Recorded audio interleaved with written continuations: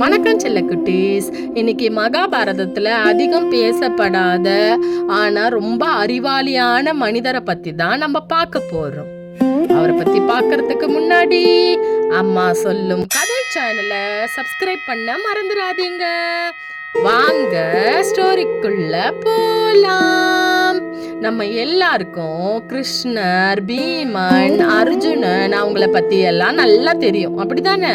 ஆனா ஒரு பெரிய சாம்ராஜ்யத்தை நல்ல வழியில நடத்தணும்னு எப்போதும் உண்மையே பேசுனா ஒருத்தர் இருந்தார். அவர் தான் விதுரர்.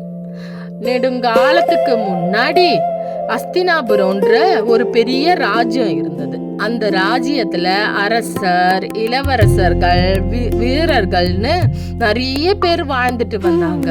ஆனா அவங்கள ரொம்ப புத்திசாலி அப்படின்னு எல்லாராலையும் மதிக்கப்பட்டவர் தான் இந்த விதுரர். யாருக்காவது ஏதாவது பிரச்சனை வந்தா எல்லாரும் என்ன சொல்லுவாங்க தெரியுமா?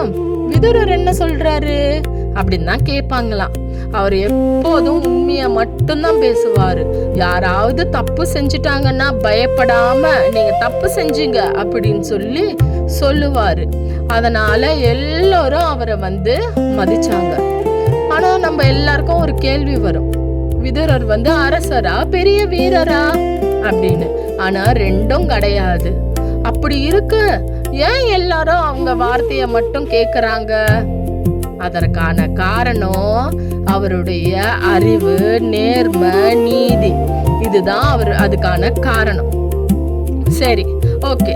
அடுத்த பகுதியில விதுரர் எப்படி பிறந்தாரு, அவர் ஏன் இளவரசரா ஆவல, எப்படி எல்லாரும் மதிக்கப்படுறாங்க அப்படின்னு அறிவாளியா எப்படி இருந்தாரு, அதை பத்தி நெக்ஸ்ட் கதையில பார்ப்போம். சரிங்களா?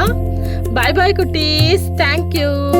உங்களுக்கு விதுரரை பத்தி என்ன தெரியும்ன்றத கமெண்ட் பாக்ஸ்ல கமெண்ட் பண்ணுங்க.